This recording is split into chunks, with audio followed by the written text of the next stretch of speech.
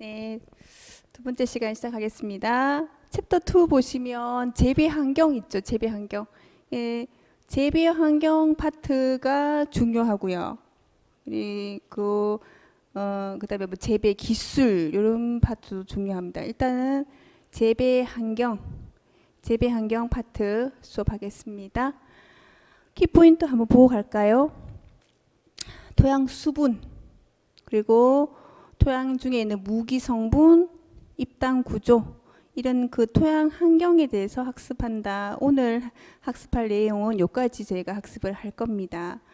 첫 번째 토양 볼까요? 토양 보면 암석이 풍화, 바람에 의해서 풍화해서 그 부패되어서 유기물이 섞여지고 기후의 영향을 받아 변하고 환경 조건과 평형을 이루기 위해서 지속적으로 변화하는 자연체이다. 그 토양 속에는 식물이 자라는 데 필요한 많은 양분들이 들어있어요.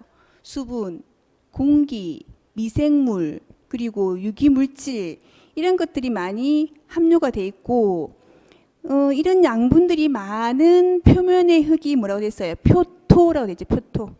그리고 작토층이라고도 합니다. 표토층, 작토층이라고도 합니다. 표토라고 한다. 그리고 토양은 흡착성을 갖는 물질이 다 돼 있죠, 끝에. 그래서 그거는 그렇게 읽어보면 하겠습니다. 토양의 기능 볼까요? 토양의 기능.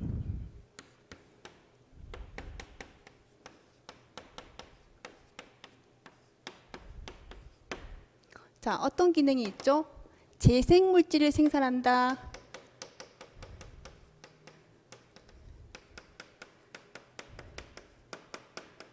그러니까 토양 속에는 많은 무기 성분들이 있어요. 양분들이 있죠, 그죠? 그래서 재생물질을 생산하고, 그 다음에 정화 및 저장돼 있죠. 정화는 토양은 오염 물질을 정화해주는 기능도 있어요. 정화, 그리고 정화 및 오염 물질을 정화해주고, 그 다음에 저장, 뭘 저장하죠? 물, 그죠? 지하수가 어디 있어요? 토양 밑에 있죠, 그죠? 그래서 지하수를 저장해주는 기능이 있다. 그리고 A, B, C. 그 다음 뭐 있죠? 생물들의 서식지도 되죠, 그죠? 생물학적 서식지 및 유전 물질의 저장.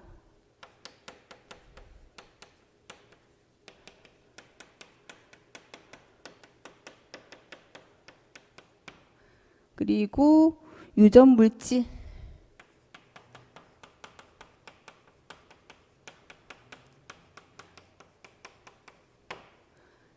자, 동식물의 생존을 위한 공간이 됩니다. 토양이.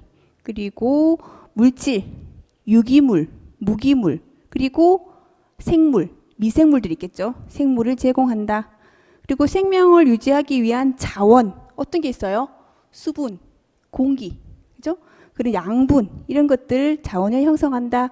4번 완충성 있죠. 완충성. 이때 완충성이라는 것은 pH 농도가 있어요. pH 농도. pH가 산도라고도 표현을 하죠. 그죠? pH 농도가 7을 중심으로 해서 0부터 14까지 있어요. 그 pH 농도가 플러스 증가되면 뭐가 되는 거죠? 알칼리성. 그죠? 그리고 pH 농도가 7보다 작으면 뭐가 되는 거죠? 산성이 되는 거죠. 그래서 식물들은 pH 농도가 중성이고 약한 산성 6에서 7 사이를 좋아한답니다. 그래서 중성에서 약산성, 즉 뭐 미산성이라도 표현합니다. 이 상태에서 pH 농도에서 식물들이 잘 자란다. 그래서 완충성이라는 것은 이런 pH 농도의 급격한 변화를 어떻게 중재시켜주는 역할을 하는 겁니다. 그래서 높은 완충성을 갖고 있어 자연의 급속한 환경 변화에 저항한다. 즉 pH의 급격한 변화를 어떻게 한다? 막는다 이 뜻이 되는 겁니다. 됐죠? 자, 토양의 기능, 재생물질을 생산하고 오염물질을 정화시켜주고 지하수를 저장해주죠, 그죠? 그리고 생물학적 서식지도 되고 유전 물질을 저장해준다. 뭐 양분, 수분 이런 것들이 되겠죠, 그죠? 이건 완충성은 pH의 변화를 막는다. 이렇게 되겠습니다. 자, 토양의 생성 볼게요. 토양은 대기, 빛, 물, 생물과 강물질의 상호작용으로 만들어진다 돼 있죠. 모재. 이건 필기 안 하고 바로 읽을게요. 모재는 바위의 풍화작용으로 인해서 만들어지는 토양입니다. 그리고 잔적토는 모재가 그 자리 그대로 남아서 만들어지는 토양. 그리고 운족토는 모재, 바람이 풍화된 게 모재잖아요, 그죠? 바람이 풍화되어서 만들어지는 토양이 모재인데 모재가 어떻게 해요? 운반된다? 다른 곳으로 옮겨져서 그 자리에서 토양이 되는 게 바로 운적토. 그리고 충적토는요. 자, 운적토가 옮겨졌죠? 그치? 옮겨진 운적토 중에서 흐르는 물에 의해서 모재가 옮겨져서 생성된 토양이 바로 충적토다. 충적토가 기름지고 두텁기 때문에 농사를 짓기에 알맞은 토양입니다. 충적토. 그리고 지력 4번 지력을 향상시키기 위한 토양 조건 볼게요. 지력이 뭐죠? 지력. 땅의 힘, 즉 땅의 비옥도를 표현하는 게 바로 지력입니다. 우리가 재배를 하려면 어떻게 보면 가장 중요한 게 지력일 수도 있어요. 지력.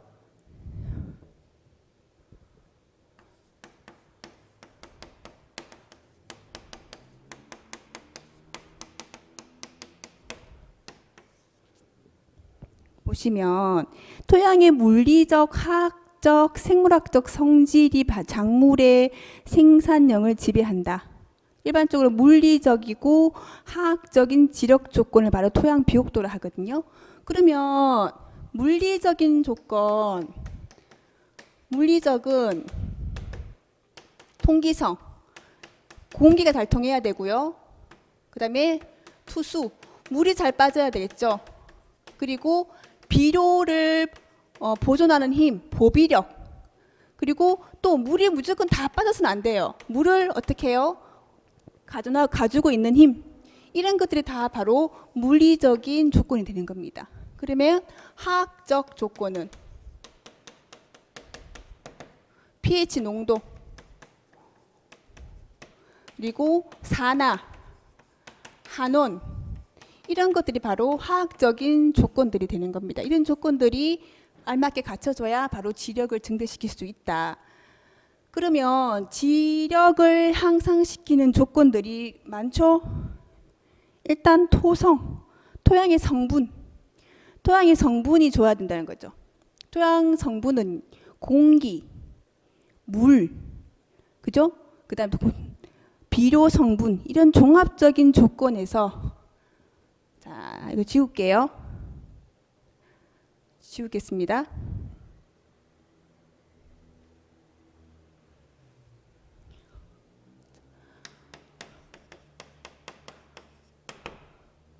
자, 양토를 중심으로, 양토가 중심이 돼서 사양토에서 식양토가 알맞다. 이게 사양토, 뒤에 가서 할 건데, 잠깐만요. 그러니까 점토 성분의 비율을 갖고 이렇게 분류를 하거든요. 점토. 그러면은 양토가 중심이 돼요. 양토가 중심이 되고, 그 다음에 사토, 그 다음에 식토가 있거든요. 그래서 사토와 양토 사이에 뭐가 있냐면 사양토가 있어요. 그리고 식토와 양토 사이에 식양토가 있거든요. 그래서 요까지가 좋은 토성이다. 사양토, 양토, 식양토. 양이 들어가는 식토. 요까지만 하고 뒤에 가서 다시 할게요. 그래서 사양토에서 식양토까지가 좋은 토성을 가진 양토다. 그리고 그 사토는 모래사자거든요. 그래 모래알 나다를 생각하시면 물이 잘 빠지죠. 모래는요. 물이 잘 빠지고 공기 잘 통하지만 모래는 비료 성분을 가지고 있는 힘이 부족하죠. 그다음에 식토는 진흙이 된 진흙. 그러면 양분을 보비할 가지고 있는 힘은 크지만 물은 잘 안 빠지죠. 그래서 투수성이 약하죠, 그죠? 그리고 공기도 부족하다. 그렇게 보시면 됩니다. 자, 토양 구조 볼게요.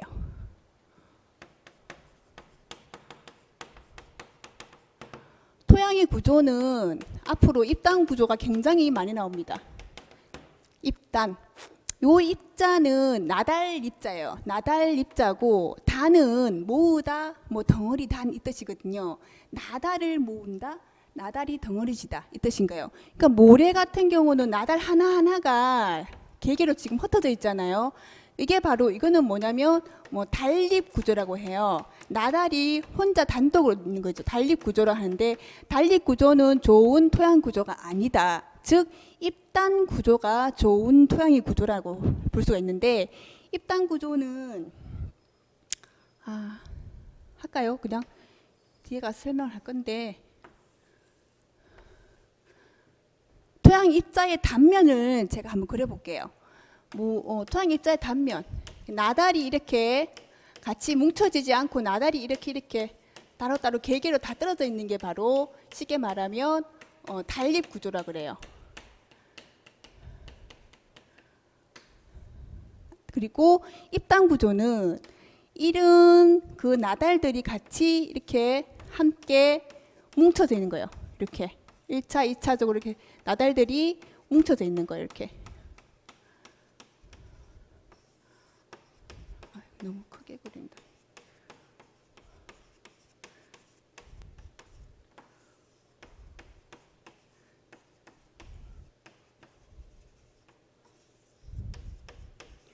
이렇게 뭉쳐져 있는데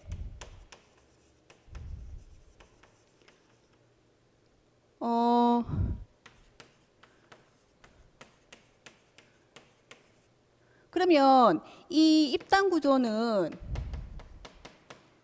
다른 말로 알들이 때로 모였다 떼알 구조라고도 하거든요. 그럼 이렇게 그 토양 사이에 큰 공간이 많이 생겨요. 이 공간 이게 바로 대공극이라고 하고 여기 또 이제 요 모여진 뭉쳐진 요 알 사이에도 입자 사이에도 또 작은 공간들이 생기죠. 이게 바로 소공극이라고 하거든요. 이런 공극들이 입단 구조는 많이 가지고 있어요. 그래서 이런 큰 공극들을 통해서 공기도 잘 통하고 그리고 물을 가지고 수분을 가지고 있는 힘, 그지? 그 투수성도 좋고 보비성도 좋고 그다음에 통기성도 좋고 그래서 알맞은 토양 구조는 바로 입단 구조가 되는 겁니다. 입단 구조가 될수록 수분과 공기가 좋아진다. 토층, 작토층이 있고 작토층. 일반적으로 작물을 재배하는 일반적으로 경운하고 작물을 재배하고 거기 그다음 작물을 심는 층이 바로 작토층이에요. 그럼 작토가 깊고 양호하고 즉 작물이 재배되고 있는 토층이 바로 작토가 되거든요. 그러면 여기 작토에는 주로 뭐가 많냐면은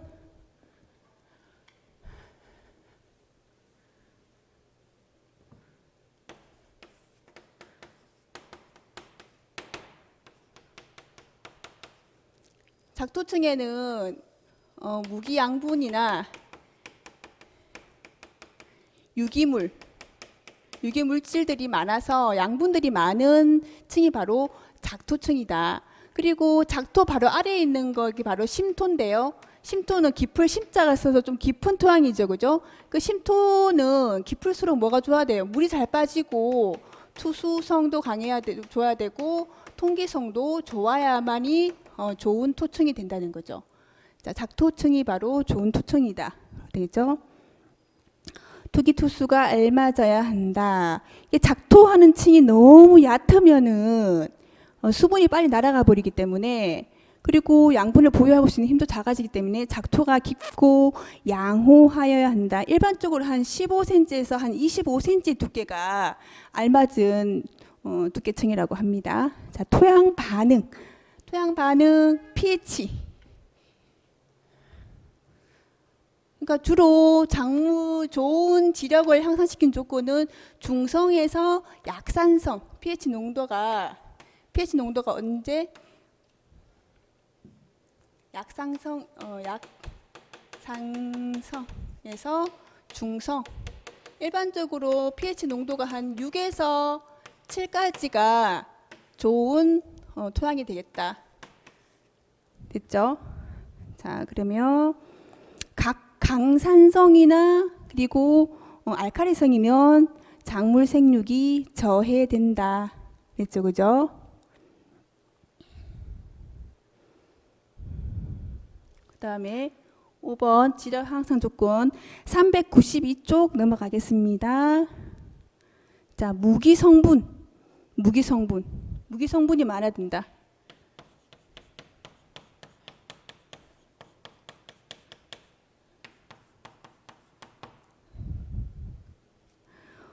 무기성분이 풍부하고 균형 있게 포함돼야 된다. 풍부해야 된다. 뭐든지 너무 많거나 너무 부족한 거는 안 좋다, 그죠? 그래서 가다하거나 부족하거나 그러면 안 된다. 생육에 저해가 된다. 됐죠, 그죠? 그 다음에 유기물 있죠?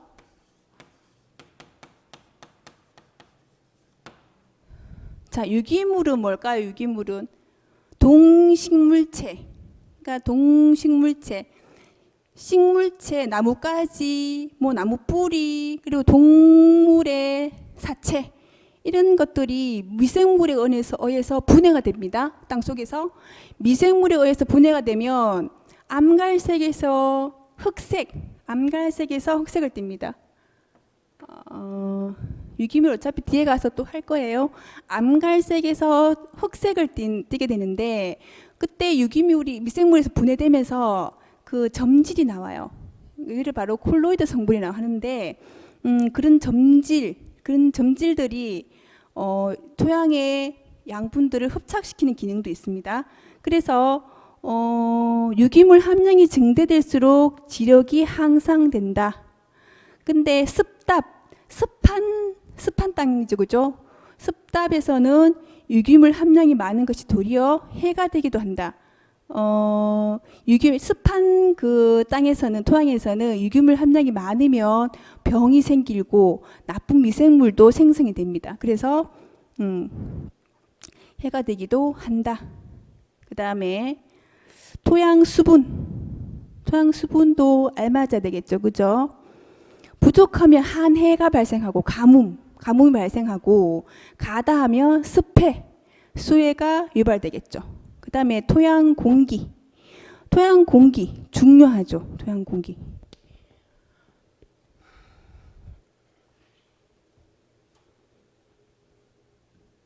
토양 공기 볼게요.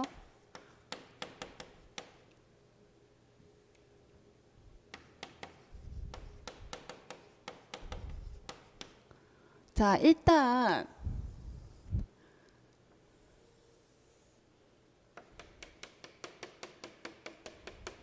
이게 작물이 생육되는 작토층입니다.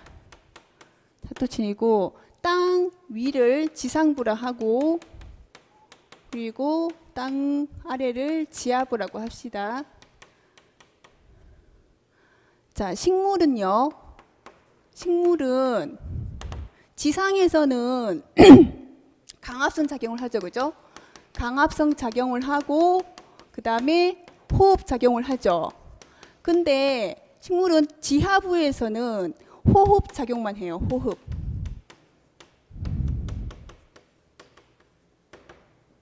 자, 강압성 작용.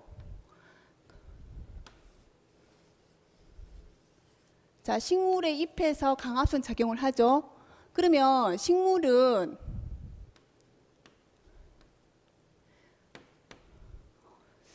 자, 식물의 강합성 작용하고 호흡 작용을 하게 되고 지하부는 땅 속에서는 호흡 작용을 하게 되는데 호흡을 하게 되면 산소를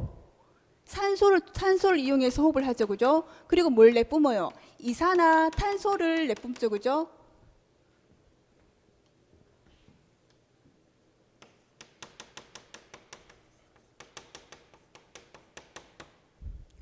CO2, O2. 그러면 그 토양 속에서 산소가 부족하면 어떻게 돼요? 호흡을 못하게 되는 거죠. 그래서 토양 공기가 굉장히 중요하게 되는 겁니다. 자, 강합성 작용은 물하고 그 다음에 뭐가 필요하죠? 이산화탄소 그리고 햇빛, 태양 에너지, 그죠? 빛이 필요하죠, 그죠? 빛을 가지고 강합성 작용을 하게 되면 뭐가 생기나요? 즉 탄수화물이 생기죠, 그죠? 탄수화물하고 뭐가 생기죠? 산소가 발생이 되죠.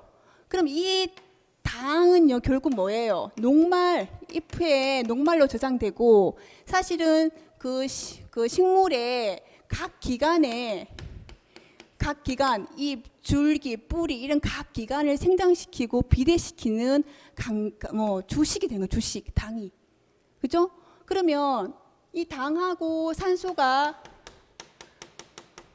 생겨났죠? 호흡할 때 뭐가 필요해요? 산소 필요하죠, 그죠? 당과 산소를 통해서 호흡을 하게 되면 뭐가 생기나요?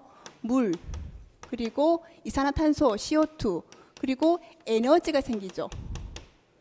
그러면 이 호흡을 통해서 에너지가 생기죠. 이 에너지를 가지고 땅 속의 무기 성분, 그리고 단백질을 합성하고 이게 에너지 원이 되는 거예요. 무기 성분, 그리고 단백질을 생성한다는 거예요. 그래서 지상부에는 강합성 작용과 호흡 작용을 둘 다 일어나지만 지하부에는 호흡 작용만 일어나기 때문에 산소가 부족하면 호흡을 못하게 되니까 뿌리가 상하게 되는 거죠. 그래서 토양 공기, 산소가 부족하고 이산화탄소가 많거나 하면 작물 뿌리의 생장과 기능을 저해한다. 그리고 토양 미생물이 있습니다. 미생물이 번식하기 좋은 상태가 좋겠죠, 그죠? 그리고 미생물도 좋은 역할을 하는 미생물도 있지만 좋지 않은 해로운 미생물들도 반드시 같이 공존한다는 거예요. 그래서 병충해를 유발하는 미생물이 적어야 된다. 그리고 유해 물질, 토양이 오염되면 유해 물질이 쌓이겠죠. 그리고 유해 물질이 적어야 된다. 그렇게 되겠습니다. 토양의 구성 볼게요.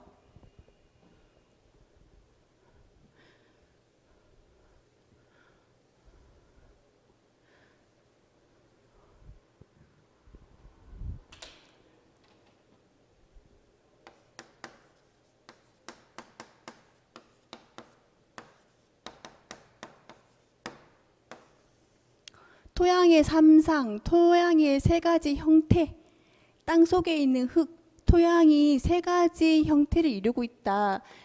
페이지 교재 보시면 이렇게 원으로 표시가 돼 있죠, 그죠? 원이 표시가 돼 있는데 삼상이 뭐냐면 액상, 고상, 기상이에요. 그래서 고상이 거의 반을 차지하게 돼요. 고상이 뭐와 뭐의 합이냐면 지금 고상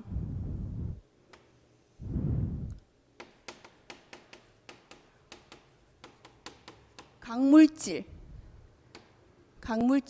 뭐 바위도 있고 그죠? 뭐 자갈 이런 것들도 다 포함이 되죠. 그게 한 45%고 유기물 있죠. 유기물이 한 5% 정도 들어가 있어요. 결국은 강물질의 다른 말 표현하면 무기물이 돼요. 무기물과 유기물이 총 합쳐서 거의 고상이 몇 프로냐면 50%를 차지하고 있어요. 그리고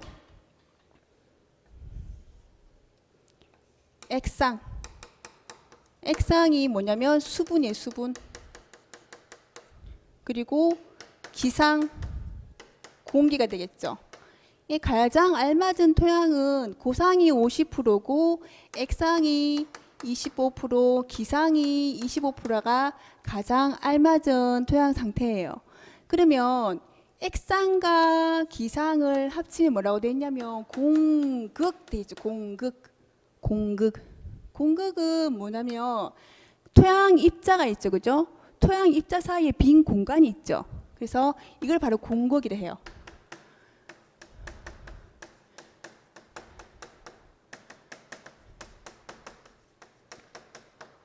토양 입자 사이의 공간이 바로 공극인데 이 공극에 물과 수분과 공기가 반반 이루어져 있으면 25% 이루어져 있으면 가장 알맞은 상태다.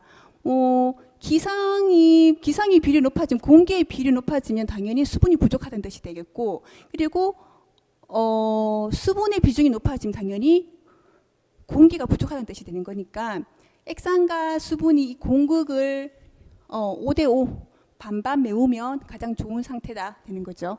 그래서 토양이 3상 맞습니다.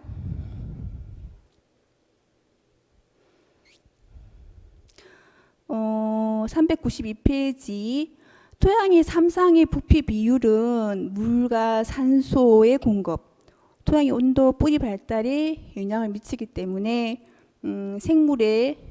작물의 생육을 자유하는 중요한 요인이다. 393쪽 보시면 고상 50% 돼 있죠. 그래서 암석의 풍화물, 즉 강물질이 되는 거죠. 이게 무기물인데 이거랑 그다음에 유기물, 동식물의 사체, 이 유기물에 합친 게 바로 고상이 되는 거예요. 그 다음에 액상, 쉽게 말하면 수분이죠. 수분, 그죠? 수분.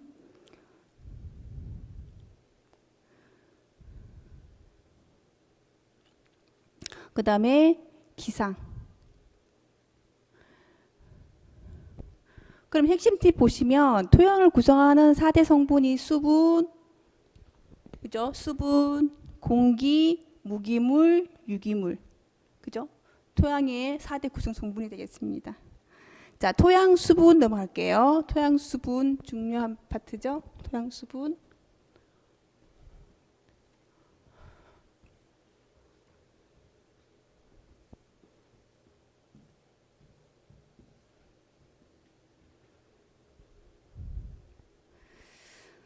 음, 393쪽 토양 수분 보시면요.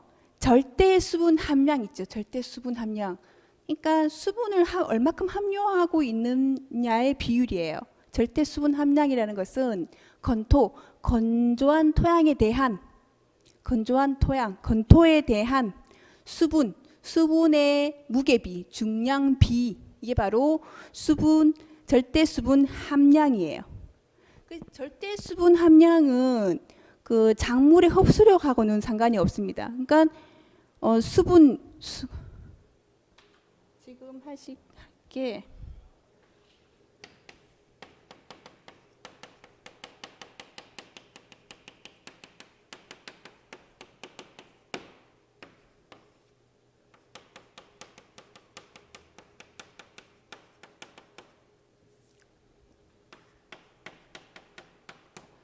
자, 토양 수분 장려. 절대 수분 함량은 마른 토양에 대한 가지고 있는 수분의 중량비, 양의 비율이 바로 절대 수분 함량이라면, 토양 수분 장력이라는 것은 토양이 수분을 끌어당긴다 이런 말이죠, 그죠? 쉽게 표현하자면. 그래서 토양 입자가 수분을 끌어당긴다, 수분을 흡착시켜서 유지하는 힘이에요. 유지하는 힘인데 실제적으로 어떻게 표현하냐면, 실제적으로는 토양 입자가 토양 입자가 수분을 토양 입자로부터 수분을 제거시키는데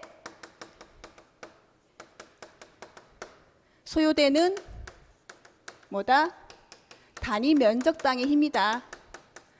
단위 면적당 힘이라고도 표현하고 기압이다라고도 표현하거든요. 이 기압을 수주의 높이, 물의 높이, 물 기둥의 높이, 자 수주의 높이로 표현합니다.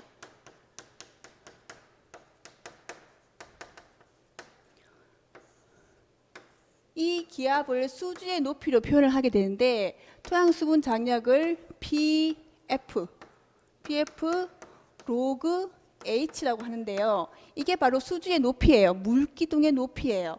그러면 이 수주의 높이가 높을수록 수분 장력이 어떻다는 거예요? 크다는 거죠. 그죠? 그래서 수분 장력, 다른 말로 수분 포텐셜이라고 해요. 수분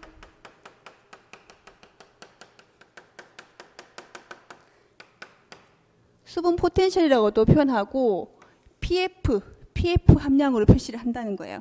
그래서 토양 수분 장력이 굉장히 중요합니다. 토양 수분 장력이 굉장히 중요한데 그러면 자 토양 수분 장력이 PF다. 토양 입자가 수분을 제거시키는데 소요되는 단위 면적당의 힘, 그 기압이 바로 수분 장력이다. 쉽게 표현하자면 스펀지가 있어요. 스펀지가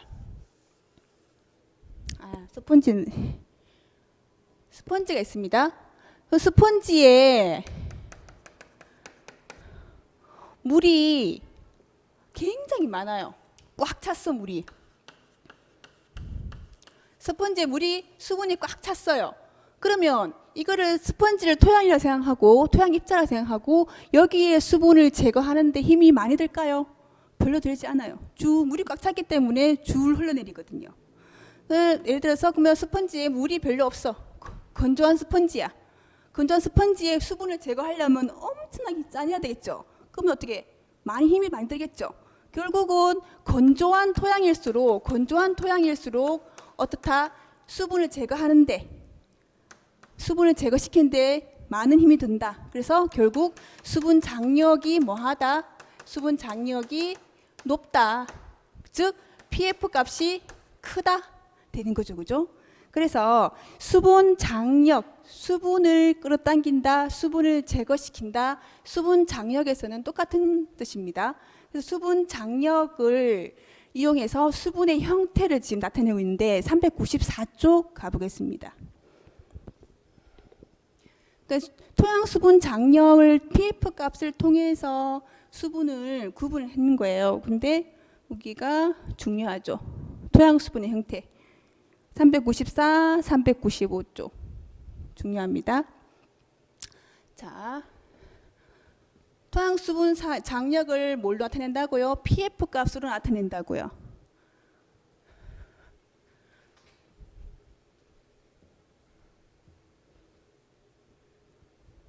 자, 땅을 이렇게 표로 한번 제가 나타내 볼게요.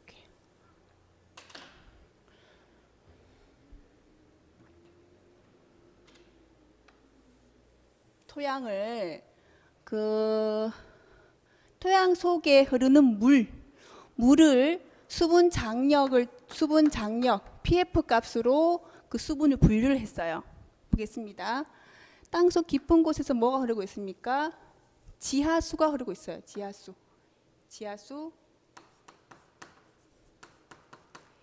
이 지하수는 나중에 무관수의 근원이 됩니다.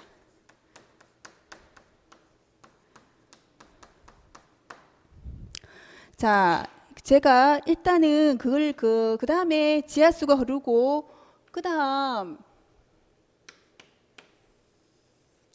중력수가 있어요. 자유수를 설명하기 위해서 제가 토양의 그 입당 구조를 한번 그려볼게요. 토양. 입당 구조는 토양의 좋은 구조라고 설명드렸죠. 그래서 토양의 나달들이 이렇게 같이 뭉쳐져 있는 거예요. 그래서 요 안에서도 작은 나달들이 뭉쳐져 있는 거죠.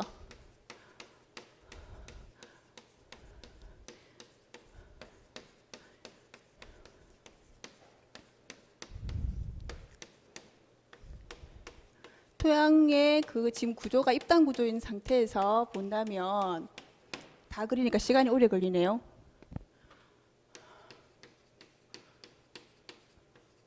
근데 이거 수분 장력에서 표현하기 위해서 중요한 내용이니까 제가 다 그릴게요.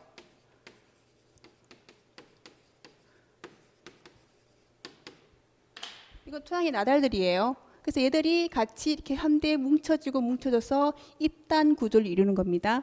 그러면 여기는 지금 큰 공간이 생기죠. 이런 큰 공간을 뭐라고 했냐면 아까 전에 대공극이라고 해요. 대공극. 그리고 여기 요런 데는 작은 공간이 생기죠. 나달이 뭉쳐져서 또 큰 덩어리 이루었잖아요. 그죠? 여기 작은 공간들이 바로 뭐냐면 소공극이에요. 그죠? 소공극이고 얘들을 뭐라고 다른 말로 어떻게 표현하냐면 모간공극 또는 모세간공극이라고도 합니다.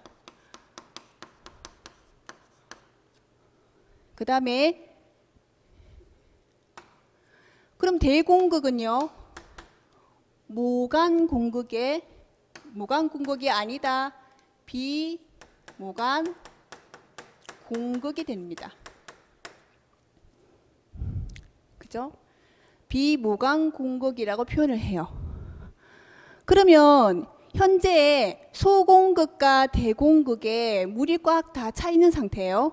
물을 다 흡수하고 있는 상태에서 지구상에 중력이 존재하죠. 그죠? 지구의 중력에 의해서 대공극에 들어있는 물들이 지구의 중력에 의해서 지하로 다 빠져나가 버리는 물이 바로 뭐냐면 중력수, 자유수라고 해요. 그러면 대공극에 있던 물들이 중력에 의해서 자유롭게 빠져나가 버리죠. 그게 중력수인데 그럼 물이 빠져나가 버리면 이게 뭐가 생기겠어요? 빈 공간이 생기겠죠. 그럼 뭐가 채워집니까? 공기가 채워지는 거예요. 그래서 대공극에서는 공기가 자리를 차지하게 되는 거죠. 그래서 공기가 차지하니까 뭐예요? 투수성, 통기성이 좋아지겠죠. 맞죠? 자, 그러면 소공극은 이 상태는 아직 물이 안 빠져나갔죠. 그죠? 그래서 PF값, 자, 중력수는 중력에 의해서 빠져나가는 물이죠. 그죠?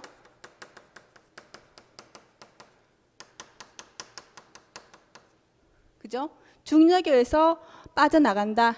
그러면 이때 PF 값을 표현한다 그랬잖아요. 그죠? PF 값이 0에서 2.7까지다.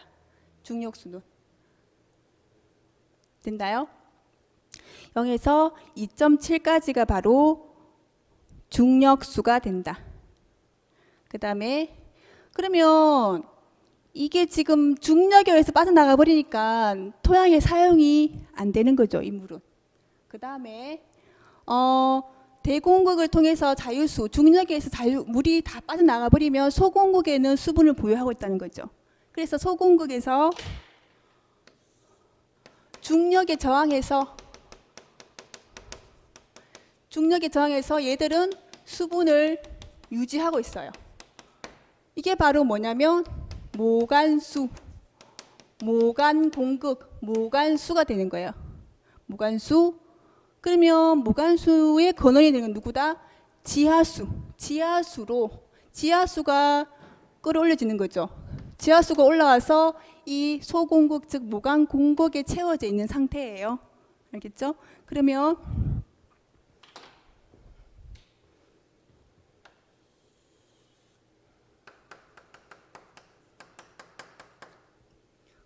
모간수는 대공극에 있는 수분이 빠져나갔죠. 그럼 뭐 어디 남아 있어요? 소공극에 수분이 남아 있는 상태죠. 그죠? PF 값은 2.7에서 4.5까지.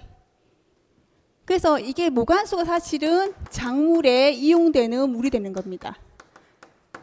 작물에 이용되는 수분이 바로 모관수가 되는 거죠. 그 다음에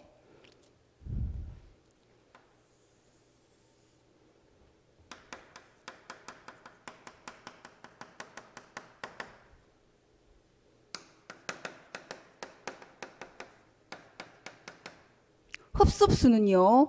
흡습수는 그 공기 중에 수증기 있죠. 공기 중에 수증기를 누가 흡착하냐면 토양이 응축해서 빨아당겼단 말이에요. 공기 중에 수증기를 토양이 응축해서 흡착시킨 물이 바로 흡습수가 되는데 이 물은 작물이 이용을 할 수가 없습니다. 작물이 이용할 수 없는 물이 바로 흡습수입니다. 그 다음 또 뭐 있어요? 뭐냐면 결합수. pF 값이 7.0 이상.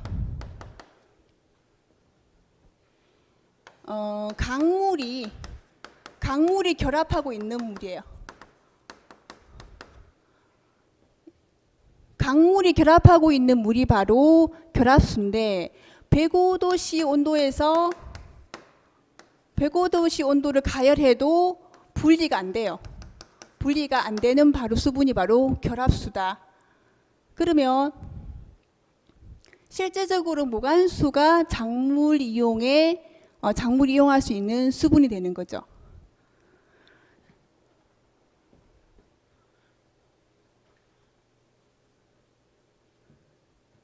페이지 한번 볼까요?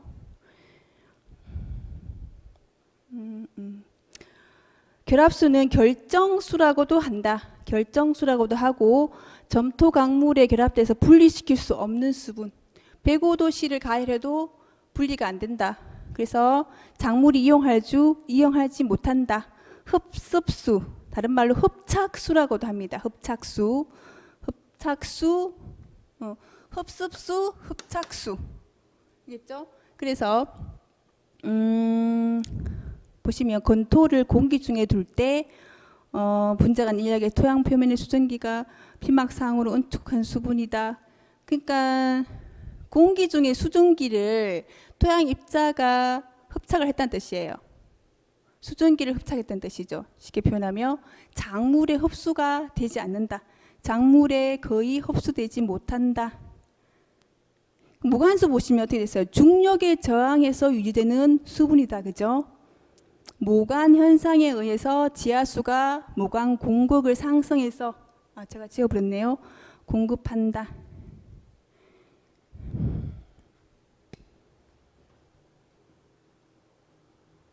그러면 그 밑에 내용도 지금 보면 토양 수분 함량 양을 얼마큼 함량하고 있느냐예요. 토양 수분 장량하고는 조금 더 다른 개념이죠. 토양 수분 함량, 수분을 얼마큼 포함하고 있느냐에 따라서 최대 용수량, 최저 용수량, 그리고 그 다음에 유효수분, 무효수분, 잉여수분, 초기 위저점, 영구 위저점, 흡습 개수 이렇게 나타낼 수 있습니다. 그러면 최대 용수량은 강우 관계에 의하여 포화된 상태다 됐죠. 비가 오거나 물을 대는 거 관계잖아요. 그죠? 비가 오거나 관계에 의해서 포화된 상태예요. 그러면 대공극 아까 토양이 있었잖아요. 대공극과 소공극이 있었죠. 그죠? 여기 다 물이 꽉 차 있는 상태인 거죠. 스펀지에 물이 완전히 다 차 있는 상태라고 보시면 됩니다. 이게 바로 최대 용수량이 되는 거예요. 최대 용수량. 최대 용수량. 그죠? 그래서 전 공극이 수분으로 포화 상태이다. 돼 있죠. 그죠? 그 다음에 PF 값은 얼마다? 0이다. 자, 그럼 어디 있겠어요? PF 값이 0이니까 여기 있겠죠. 그죠? 최대 용수량이 여기 있는 거죠. 이 아래에 있을 수도 있겠죠, 그죠? 이까지. 물이 꽉 차 있으면 최대 pF 값이 얼마다? 0이다. 됐죠? 그 다음에 최저 용수량 다른 말로 포장 용수량이라고 해요. 포장 용수량은 포화된 상태 최대 용수량에서 그러니까 대공극 소공극에 있는 물이 꽉 찬 상태에서 뭐가 빠져나가냐면 중력에 의해서 중력수가 빠져나갔어요. 중력수. 대공극이 빠져나갔어요. 그럼 아까 소공극에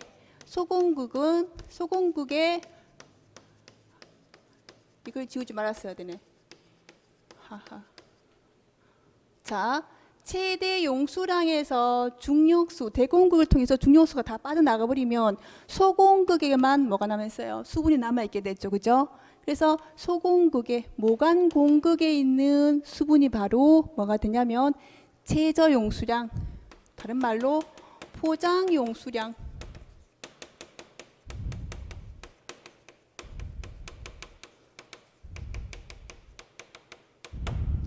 최저 용수량이 되는데 이때 pF 값이 얼마냐면 2.5에서 2.7이 되는 거죠.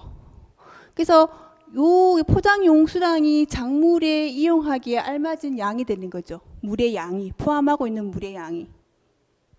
포장 용수량 보시면 작물 생육에 가장 알맞은 함수량이다. 즉 포장 용수량 부근에 있다.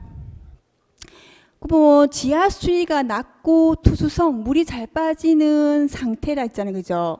지하 수위가 낮다는 것은 어떻게 표현을 하냐면 여기 작토층이 있어요. 작물을 재배하는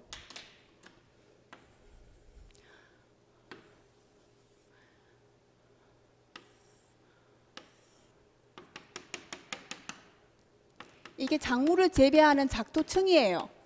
이거 지하수가 흐르고 있어요. 지하수가 흐르고 있는데 작토층에서 멀죠, 그죠? 작토층에서 멀수록 지하 수위는 어때요? 낮죠. 그러니까 물의 높이. 지하 수위는 낮죠, 그죠? 그래서 지하 수위가 이거는 낮다.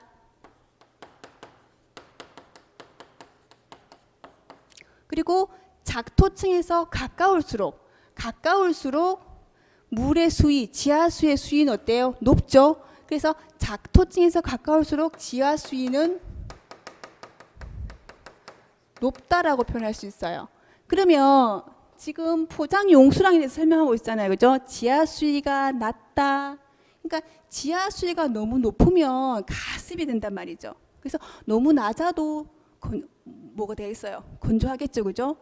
토양이 건조하겠죠. 그래서 지하 수위가 그래도 습한 것보다는 낮는 게 맞아요. 원래는. 그래서 지하 수위가 낮고 투수성인 물이 잘 통하는 포장에서 강우 또는 강계 2, 3일 뒤에 수분 상태 그리고 수분 당량과 거의 일치한다.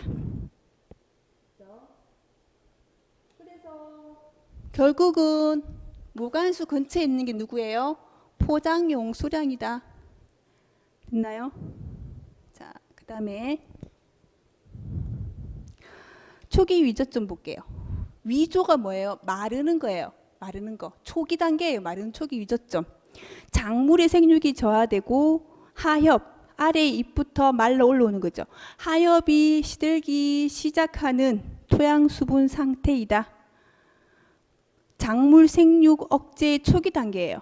그렇지만 수분을 충분히 가하면 어때요? 해생할 수 있는 단계가 되는 겁니다. 그래서 pF 값이 이때는 3.9 초기 위조점이에요. 해생이 가능한 상태의 초기 위조점. 근데 395쪽에 영구 위조점, 영원히 말라버리는 거예요. 고사돼 버리는 거죠. 해생이 불가능한 상태, 영구 위조점. 보시면 위저한 식물을 포화 습도의 공기 중에 24시간 방치해도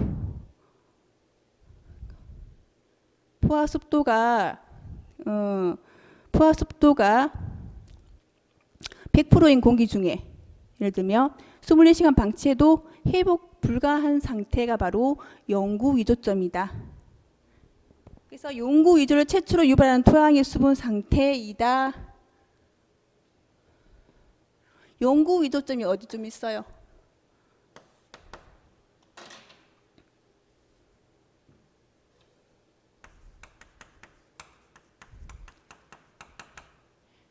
해생이 불가능한 상태죠. 영원히 말라버리는 거죠. 그래서 PF 값이 4.2죠. 그죠? 4.2.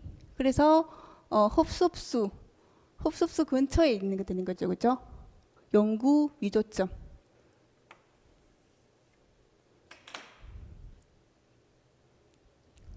그 다음에 흡습 개수. 흡습 개수는 포화 상태로 흡착된 수분량을 본토의 중량 백 분료 한 사람값 4.5이다. 즉 흡습 개수는 흡습수만 남은 상태예요. 흡습수만 남은 상태. 4.5. PF 값 4.5. 잉여 수분은 남는 거죠. 잉여 수분은 남는 거니까 결국은 아까 최대 용수량, 즉 포장 용수량 이상의 토양 수분이 되는 거예요. 그리고 유효 수분, 유효한 수분, 유효 수분. 자, 어디에 있냐면요. 영구 위조점 있죠. 영구 위조점과 포장 용수량 사이에 있는 수분들. 이 수분들이 바로 다 유효 수분이 되는 거예요. 유효 수분.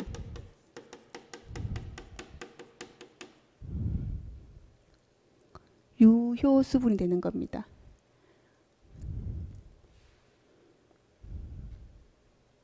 그리고 그러니까 유효수분은 영구위조점과 포장 용수랑 그 사이에 있는 물들은 다 이용이 가능하다는 거죠. 그리고 무효수분은 영구위조점 이하의 수분으로 작물이 거의 이용하지 못한다.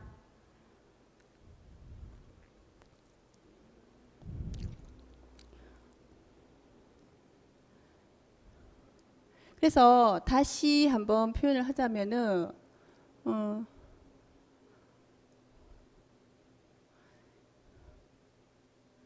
여기가 유효 수분이죠, 그죠? 그리고 영구 위조점을 넘어가면 사용할 수 없는 물 되죠. 여기 사용 못하죠, 그죠? 무효 수분 되죠, 무효 수분. 여기가 영구 위조점을 넘어가 버리면 작물 이용하지 못하는 물이 되는 거죠. 그래서 여기 지금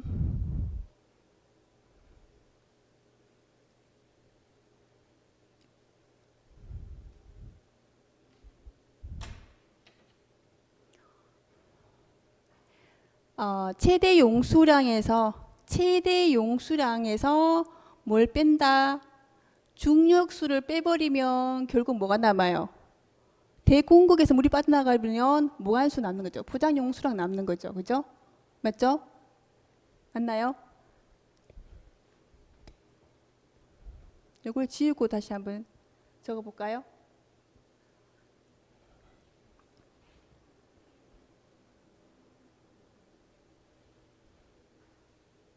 너무 빨리 지웠나?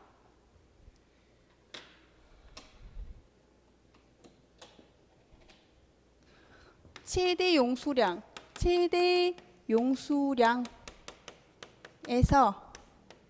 뭘 빼요? 중력에 의해서 물이 빠져나가 버리죠. 그럼 뭐가 남죠? 모관수가 남죠. 모관수. 그죠? 모관수가 남죠. 포장 용수량을 할게요. 포장 용수량이 남죠. 그럼 포장 용수량에서 뭘 빼냐면 모관수, 소공급에 있는 물을 빼버려요. 그러면 영원히 마르는 영구 위조점이 되는 겁니다. 그 영구 위조점은 결국은 누가 되냐요? 흡습수하고 결합수. 작물이 사용하지 못하는 물이죠. 그죠? 그래서 작물이 사용할 수 있는 물 어디예요? 포장 용수량과 모관수까지가 바로 작물이 사용할 수 있는 물이 된다는 거예요. 수분이 된다는 거죠. 그리고 이게 바로 유효 수분이 되는 거죠. 그리고 연구 위조점 여기까지가 무효 수분 되죠. 무효 수분. 그리고 여기는 물이 많이 남죠.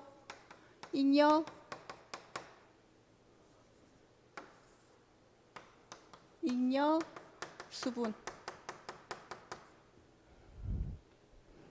그러면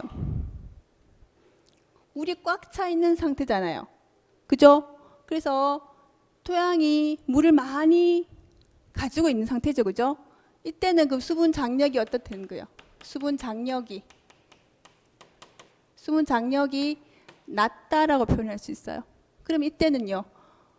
물을 건조한 상태죠. 그죠? 스펀지를 생각하시면 되죠. 그죠? 스펀지. 굉장히 건조한 스펀지예요.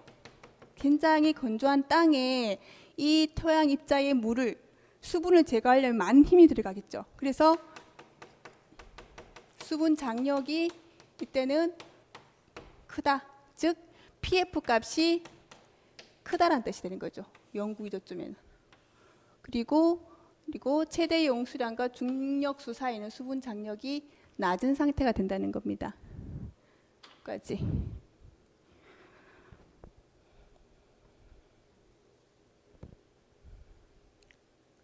자, 초기 위조점 했고요. 395쪽 연구 위조점.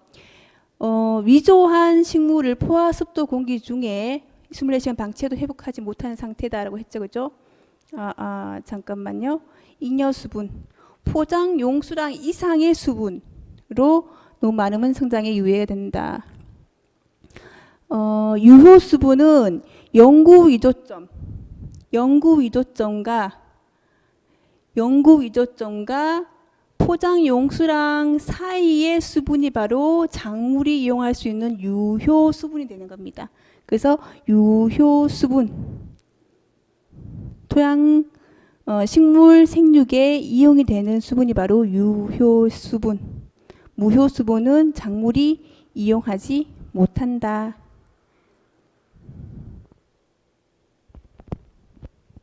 자, 토양 공기 볼게요. 토양 공기. 토양의 용기량, 토양이 공기를 함유하고 있는 양이 바로 토양의 용기량이 되겠죠. 그래서 토양이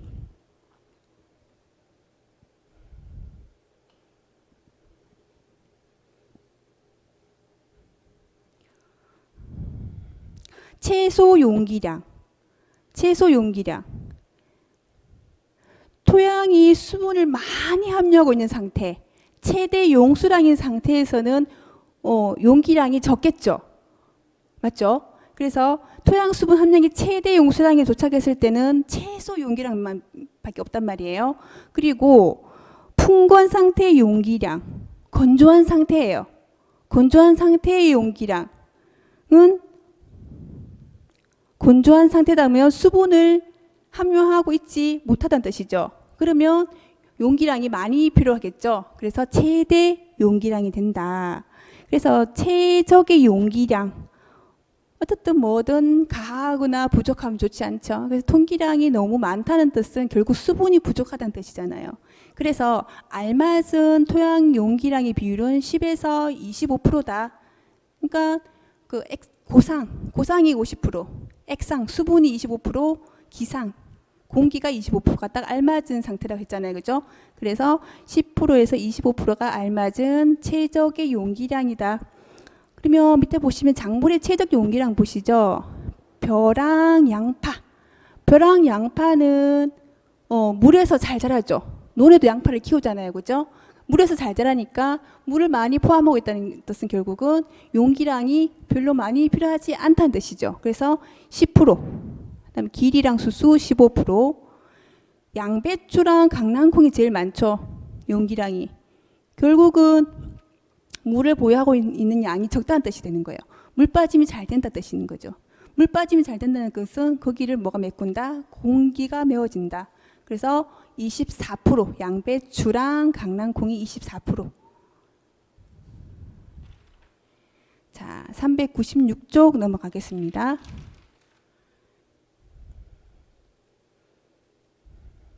자, 토양 공기의 특성. 대기의 이산화탄소의 농도보다 훨씬 높다. 그러니까 대기는 강압성 작용도 하고 호흡 작용도 하지만 그 토양 속에는 호흡 작용만 하죠. 그래서 산소를 통해서 호흡을 하고 뭘 내뿜죠? 이산화탄소를 내뿜죠. 그래서 토양 중에 대기는 이산화탄소의 농도가 높습니다.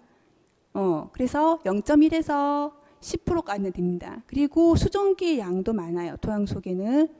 그리고 이산화탄소의 농도가 높아지면 결국 산소가 부족하다는 뜻이죠. 그래서 토양이 산성화된다. 그리고 결국은 이제 그 토양 공기가 부족해지면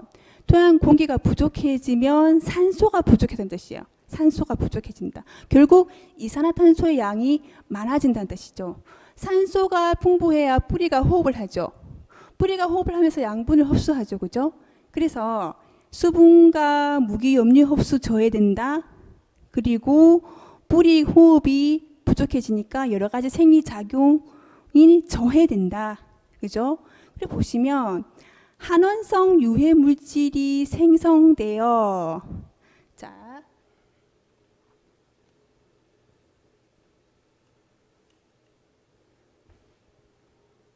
자,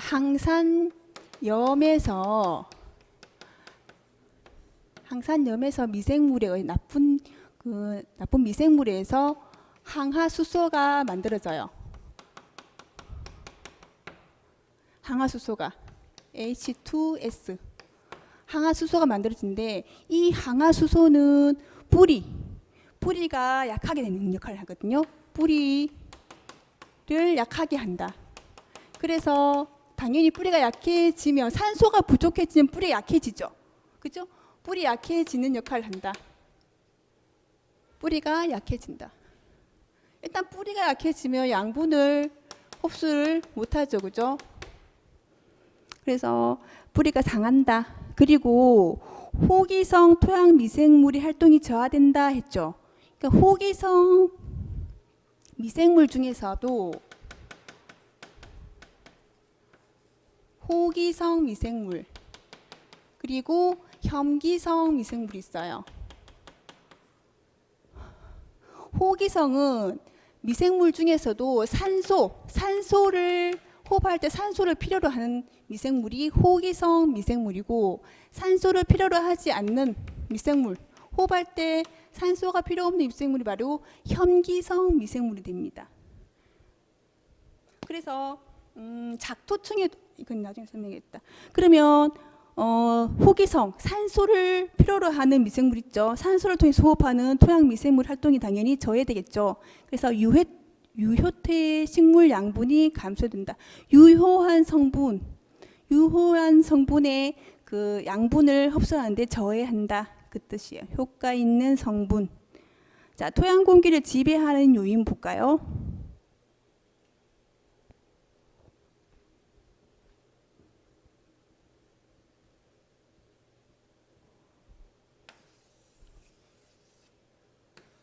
토양의 입자가 있죠. 그죠? 입단 구조로 했죠. 제가 아까 전에. 입단 구조일 때는 이렇게 큰 공간이 생기죠. 이게 바로 대공극이고, 그리고 여기에 작은 공간이 생기죠. 이 소공극이죠. 그죠? 대공극은 자유수가 빠져나가 버리죠. 중력수가 빠져나가 버리고 여기에 뭐가 차지하고 있죠? 공기가 자리를 차지하죠. 그래서 소공극은 모간 공극이라고 하고, 대공극은 비모간 공극이라고 합니다.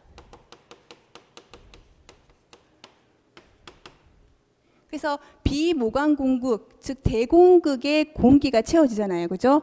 그래서 입단 구조가 돼 있는 토양일수록 공기가 어떻게 해요? 많겠죠. 그죠? 토성, 사질인 토양이 비모간 공극이 많다. 모래 성분을 가진 토양, 어떻게 물도 잘 빠지고 공기도 잘 빠지죠. 그래서 비모강 공극이 많다.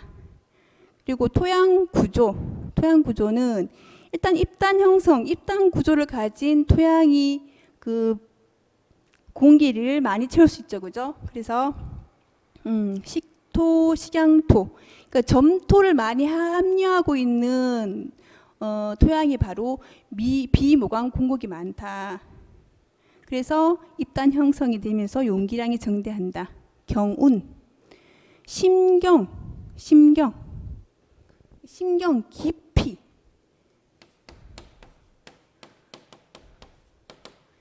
깊이에 경운한다. 그러면 여기 토양층이 있죠.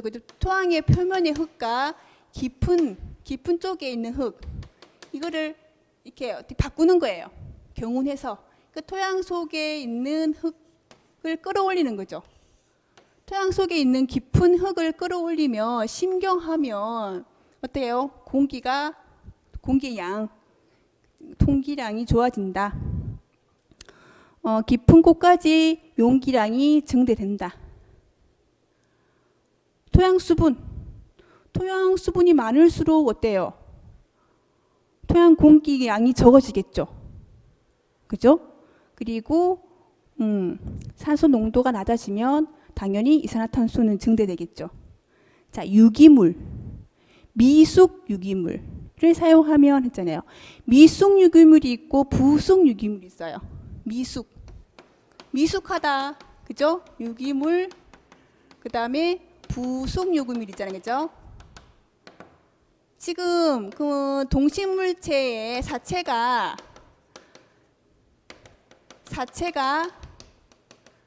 미생물에 의해서 부숙 과정에 있는 거예요. 부숙하는 과정에 있어요. 그러면 당연히 산소를 사용하겠죠. 그죠? 그래서 당연히 미숙 유기물을 많이 사용하면 산소의 농도가 낮아지고 이산화탄소의 농도가 증대된다. 그리고 식물체가 심어져 있는 상태예요. 식물체가 심어져 있는 상태면 당연히 뿌리로 호흡을 많이 하겠죠. 산소 양이 필요하겠죠. 그럼 당연히 토양 공기가 줄어들겠죠. 그리고 나지는 아무것도 안 심어져 있는 땅.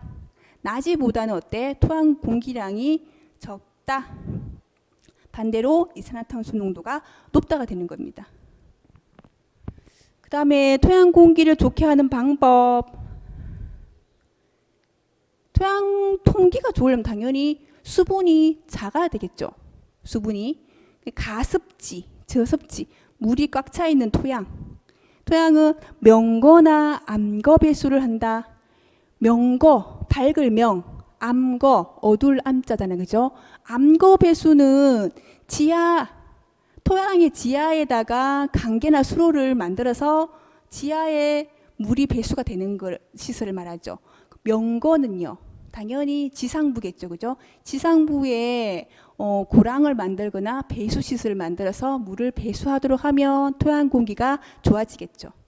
유기물, 석회물질, 토양 계량제 등을 사용해 버리면 어때요? 토양의 지력이 높아지니까 토양이 입단 형성이 된단 말이에요. 그래서 토양 공기가 좋게 된다.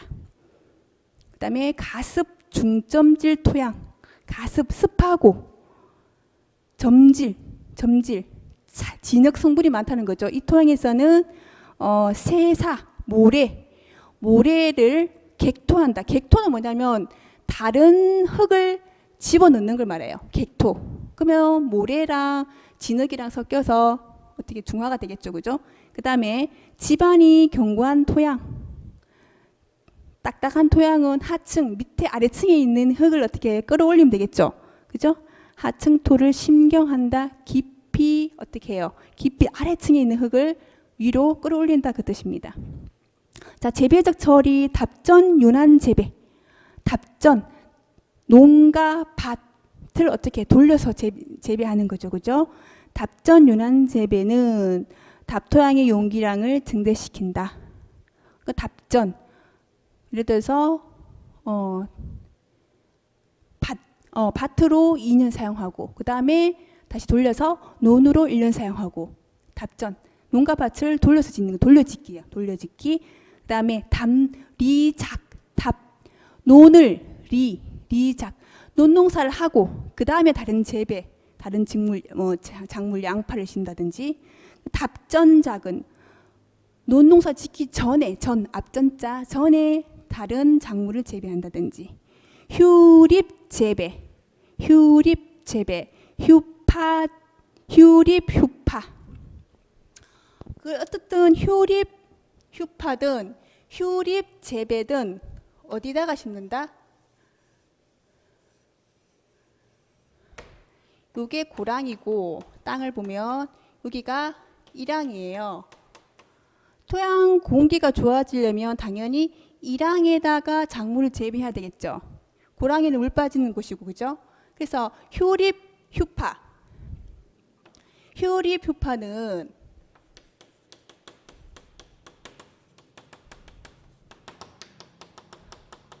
자, 밭일 때 일항에다가 작물을 재배하는 거.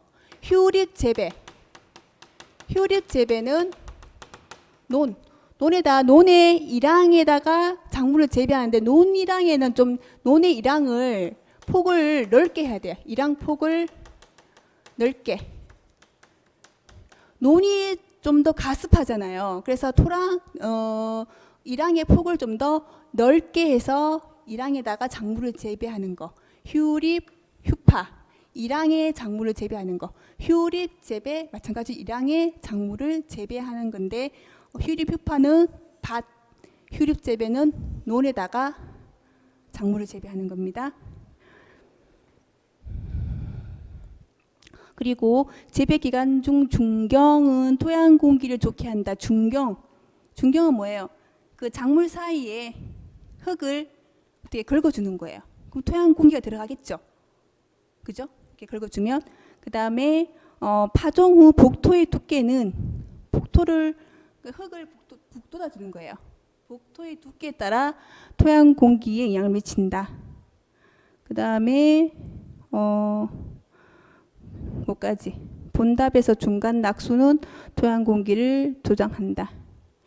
그래서 아까 복토의 두께에 따라서 그러니까 미숙 퇴비를 두껍게 복토해버리면 어때요? 토양 공기가 저하되겠죠. 그죠? 그래서 미숙 퇴비를 두껍게 덮지 않는다. 두껍게 덮어버리면 안 된다. 그 뜻이에요. 그 다음에 토양 중에 무기 성분 하겠습니다.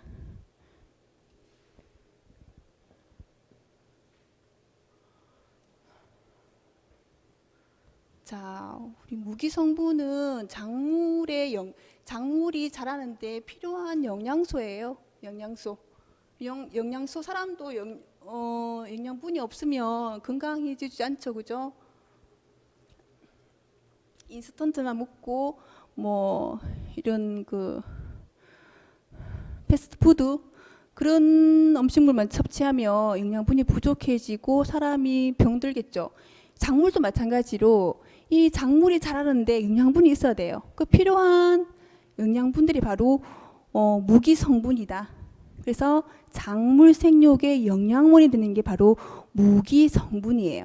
그래서 작물이 필요한 무기 성분 반드시 필요한 성분들이 있다. 무기 성분들이 있다 했죠, 그죠? 그래서 근데 다량으로 필요한 거 그리고 미량으로 필요한 거. 그래서 다량 원소가 있고 미량 원소가 있어요.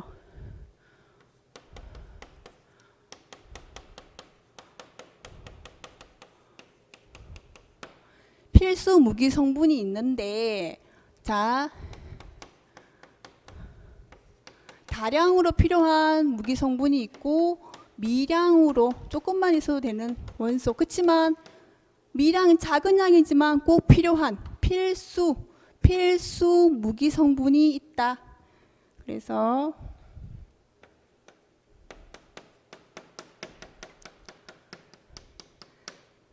탄소, 산소, 수소는 우리가 자연에서 얻어지는 원소예요. 그래서 굳이 얻으려고 하지 않아도 자연에서 얻어지는 원소입니다. 그렇지만 꼭 필요한 성분이다. 탄산수, 그다음에 질, 인, 칼, 마, 항. 그러면 질은 질소, 인, 칼륨, 칼슘, 마그네슘,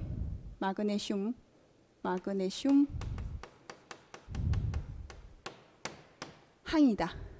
근데 이제 필수 무기 성분이 아닌 것은 해서 문제가 나올 수 있습니다. 근데 다량 원소하고 미량 원소를 다 포함한 게 필수 무기 성분이기 때문에 암기를 다량 원소랑 미량 원소를 같이 암기를 하셔야 돼요. 근데 이제 탄산수 이산화 탄소 C, 산소 O, 그다음에 수소 H, 질소 질소 N, 인, 칼륨, 칼슘, 마그네슘, 그리고 황. 이렇게 탄산수는 기본적으로 들어가고 질인, 칼칼, 마항 이렇게 외우시면 암기하시면 돼요. 질인, 칼칼, 마항. 그리고 미량 원소. 그럼 몇 개예요? 둘, 넷, 여섯. 지금 다량 원소가 9개죠, 그죠? 그다음에 철, 망, 구, 아붕, 몰, 염. 철망구, 아범, 몰염치하다. 뭐 이렇게 외우셔도 되고 그냥 앞글자 따서 철망구, 아붕, 몰염. 철, Fe, 망간, 구리, 아연, 붕소, 몰리브덴 있죠.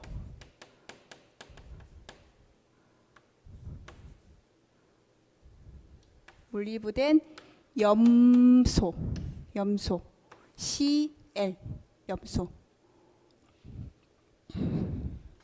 그래서 그럼 결국 몇 개죠? 하나, 둘, 셋, 넷, 다섯, 여섯, 7가지. 총 16가지죠. 그죠? 철, 망구, 아붕, 몰염. 원소 기호로 문제 나올 수 있고 아니면 뭐 한글로도 나올 수도 있고. 철, 망구, 아붕, 몰염. 그래서 필수 무기 성분이 아닌 것은 해서 뭐가 나올 수 있냐면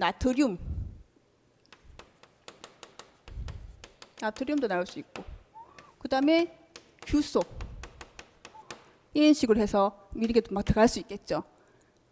규소. 근데 규소는 필수 무기 성분은 아니지만 비료 성분에는 들어가야 돼요. 비료 성분 들어가는데 규소는 벼를 재배할 때 수강 태세를 어떻게 좋게 해주거든요. 즉 빛을 받는 태세, 자세 이런 것 수강 태세 빛을 잘 받게 해주는 역할을 하는 게 바로 규소예요. 그래서 벼 재배할 때 뭐 이렇게 해서 규소가 꼭 필요하다. 그래서 이렇게 다량 원소, 미량 원소 암기하셔야 됩니다. 요거는 됐죠? 자, 비료 요소. 그러니까 토양에는 많은 무기 성분이 있지만 얻을 수 없는 거, 좀 부족한 거는 당연히 뭘로 우리가 비료를 사용해서 영양분을 줘야 되겠죠. 그래서 비료 요소, 질인, 칼, 비료의 3요소가 바로 질소인, 칼륨이 돼요. 그럼 비료의 4요소 하면은 칼슘까지 포함이 됩니다. 비료의 3요소 질인, 칼, 4요소는 칼슘까지 포함이 돼요. 그래서 마그네슘, 철, 망간, 붕소, 아연, 규소 있었죠, 까지네. 규소가 비료 성분에는 필요하다.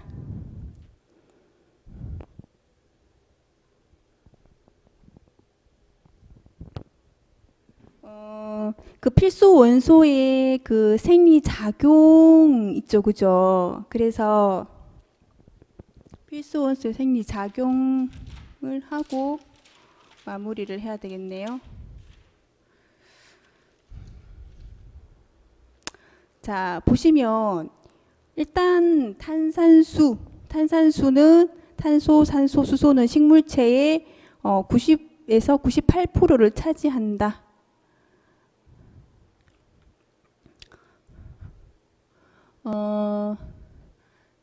볼까요?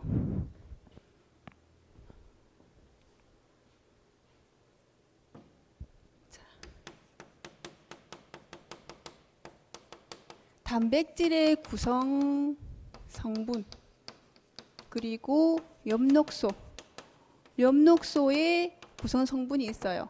그래서 단백질을 구성하는 성분 CHON 질소까지 가야 돼요. 엽록소의 구성 성분은 CHON 가고 그 다음에 뭐가 들어가냐면 마그네슘까지 들어가야 돼요. 단백질 구성 성분, 엽록소의 구성 성분. 그래서 단백질 구성 성분에서 마그네슘만 포함하면 뭐가 되는 거예요? 엽록소의 구성 성분이 되겠죠. 시간 됐어요. 10분 쉬었다 하겠습니다.